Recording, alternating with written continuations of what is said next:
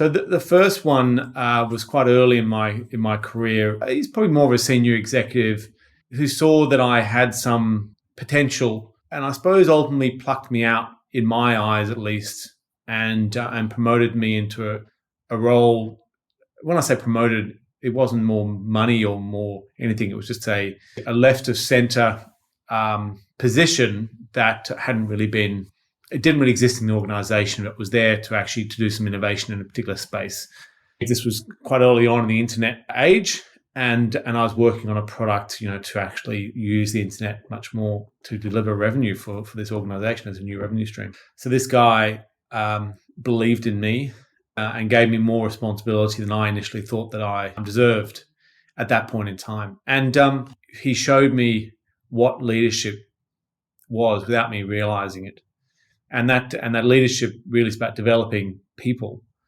It's about highlighting their strengths. It's creating a space for them to grow, but probably at a slightly faster pace than they think that they can do. So therefore pushing them and challenging them. So that really was a key point in time, not only from my side that I was able to believe in myself and my abilities more than I thought. So I went through a significant growth spurt in how I developed it as a manager and how I saw leadership actually coming to life in front of me and how it actually truly impacted me. It took me a little while longer to realize the leadership that he had shown and how I needed to be able to do the same thing later in life. But it's probably the first time in my life that I actually had someone believe in me and to push me further than I thought that I could actually do it. So he mentored me in a bunch of different areas, including actually how to start thinking as a not just about myself, to move away from that kind of me-centric thinking, that mindset necessarily where it's all about me. Where's my paycheck coming from?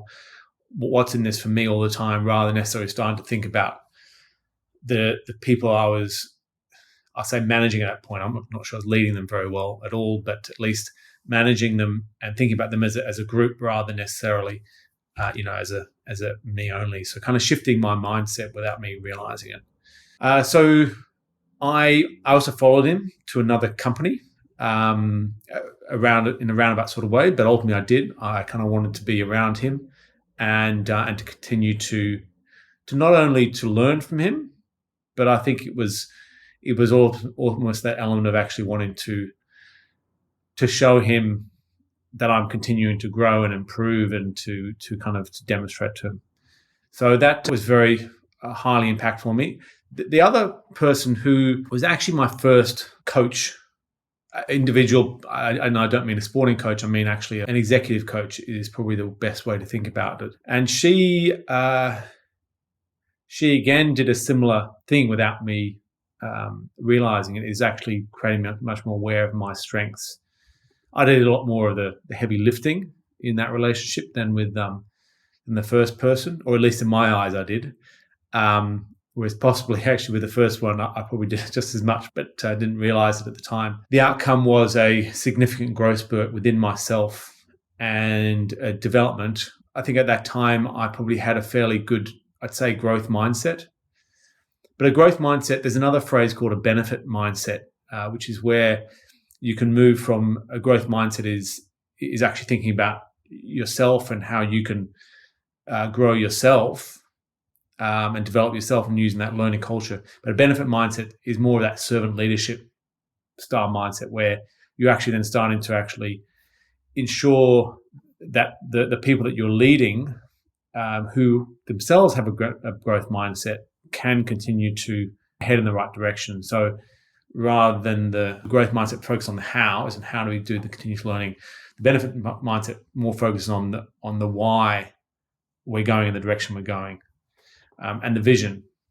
So in my mind, when I think about it, what the coach did for me was to actually develop my mindset, not from a perfect growth mindset, but from a much better one than previously, but to focus on having more of a benefit mindset of how I can contribute to the groups of people or teams of people that I'm trying to influence, and how can I help them and provide their why and help them with their direction. And that's what I see my role as business coach and leadership development is, to assist other people to understand how they can develop and improve, and to to almost flip those roles from the coach that she was helping me to me playing that role for other people.